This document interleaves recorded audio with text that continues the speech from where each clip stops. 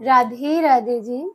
Last class में मैंने आपको पढ़ाया था विराम चिन्ह क्या होते हैं, इसका कहाँ से उपयोग हुआ है, किसने वर्णन किया है। अब देखिए विराम चिन्ह का सही उपयोग कैसे करेंगे इसको हम बताएंगे। ये क्लास उन सभी बच्चों के लिए महत्वपूर्ण रहेगी जो कॉम्पिटिटिव एग्जाम की तैयारी कर रहे हैं। UP TET, C TET, super TET और बीपीएससी 4.0 एवं ऑल इंडिया के जितने भी एग्जाम हैं, इंडिया के जितने भी कॉम्पिटिटिव एग्जाम है और जिसमें हिंदी पूछी जाती है उसमें महत्वपूर्ण रहेगी। तो आप लोग ध्यान से देखें और सुने। आई होप आपको समझ में भी आएगी। देखिए विराम चिन्ह पढ़ तो सब लेते हैं लेकिन लिखना कैसे और इसका उपयोग कहाँ करना है। देखिए सबसे पहले मैंने आपको बताया इस चिन्ह का नाम क्या है, आप लोग कमेंट में बताएंगे क्या नाम है इसका। तो इसका नाम है अल्प विराम,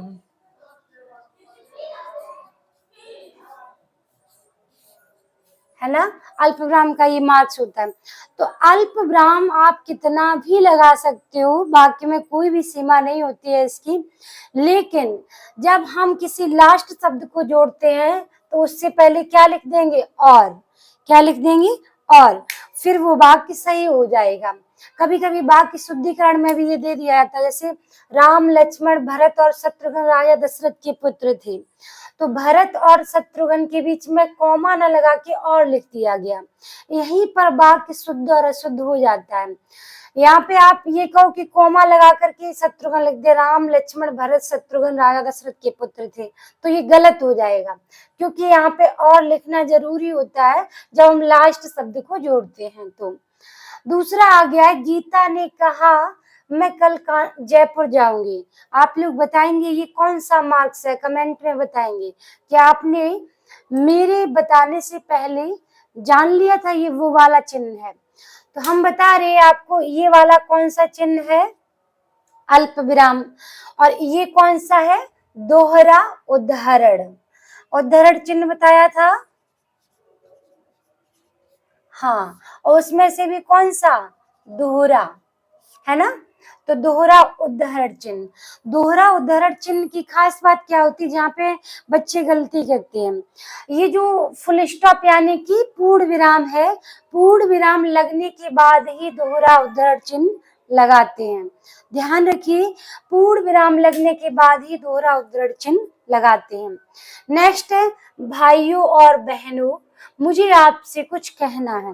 अब आप कहोगे कि यहाँ अल्प विराम लगा तो यहाँ उद्धरण चिन्ह का यूज हो गया, यहाँ उद्धरण चिन्ह का क्यों नहीं यूज हुआ है। तो हमने आपको लास्ट क्लास में पढ़ाया था, जिन लोगों ने हमारी क्लास को नहीं देखा आप जाके देखिए, विराम चिन्ह का सारा आपका जो डाउट है वो खत्म हो जाएगा कि किस चिन्ह का कहाँ प्रयोग करते हैं। विराम चिन्ह में अल्प विराम का चिन्ह करते हैं यूज, उसके बाद दोहरा उद्धरण या उद्धरण चिन्ह जब यूज करते हैं जब किसी की बात जैसी कही गई हो और वैसी लिख दिया हो। जैसे गीता ने कहा मैं कल जयपुर जाऊंगी, तो ये कोई बता रहा है, ना कि वो स्वयं कह रही है। लेकिन यहाँ क्या हो रहा है, भाइयों और बहनों मुझे आपसे कुछ कहना है, यानी कि वक्ता सीधा बात कर रहा है कि मुझे आपसे कुछ कहना है। तो इसमें कोई भी चिन्ह का यूज नहीं किया जाएगा। जब किसी के द्वारा कही हुई बात को ज्यों का त्यों लिखेंगे तो उदाहरण चिन्ह का यूज करेंगे। ये कौन सा, दोहरा उदाहरण। उसके बाद आता है नदी के द्वीप, एक प्रसिद्ध रचना है। नदी के द्वीप किसकी रचना है, आप लोग कमेंट बॉक्स में जरूर लिखिएगा, बताइएगा। तो नदी के द्वीप एक प्रसिद्ध रचना, यहाँ पे भी उद्धरण चिन्ह का ही यूज हुआ है, लेकिन ये कौन सा उद्धरण चिन्ह है, एक हरा, कौन सा है, एक हरा उद्धरण चिन्ह, और ये दोहरा उद्धरण चिन्ह। उसके बाद है सोहन घर जा रहा है। आप लोग कमेंट में बताएंगे यदि आपने मेरी क्लास को देखा है कि मैम मैंने आपके बताने से पहले ही समझ लिया था ये कौन सा चिन्ह है, ठीक है। तो ये उद्धरण चिन्ह, ये कौन सा चिन्ह है, त्रुटि सूचक चिन्ह। कौन सा होगा,